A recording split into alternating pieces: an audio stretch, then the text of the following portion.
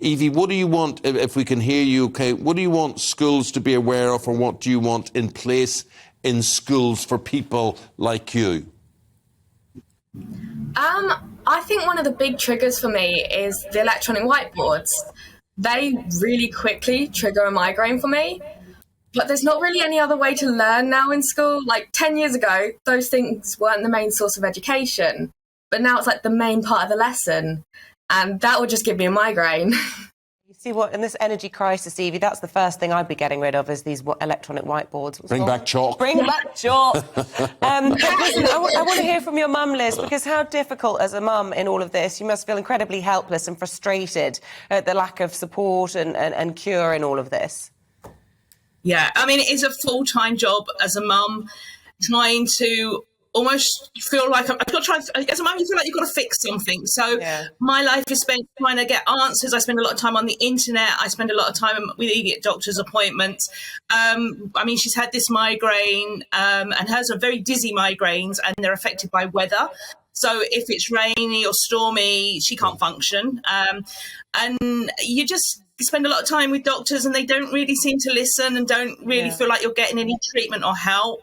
And then with the school side of stuff, you know, nowadays, if your child doesn't attend school, you can get threatened with court, which we have in the past.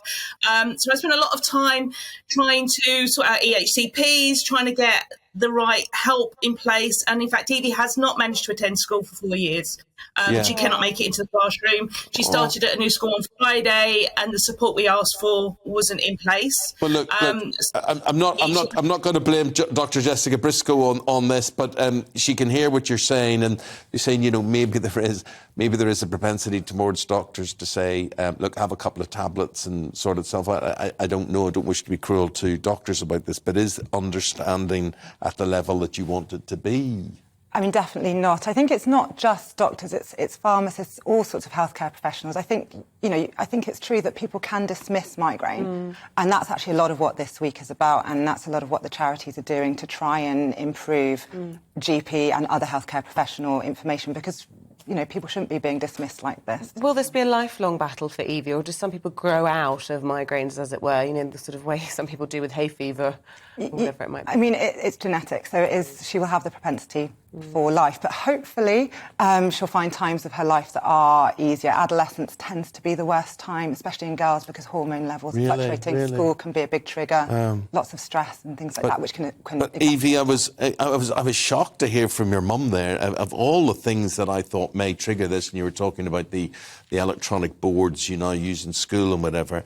But that your mum was saying, if the weather was stormy or a lot of rain coming down, really? Tell us more. Yeah, I have sort of two types of migraines that can be affected by the weather. I have a barometric one, which causes pain when it rains. And then my vestibular migraine gets really easily triggered by like bad weather or the change in weather. So it's really uncontrollable half the time, because you can't limit that trigger. Born in Kent, you need to move to the Costa del Sol, don't you? Barometric migraines will be a thing of the past. But sunlight can also trigger migraines. Oh, no. No good.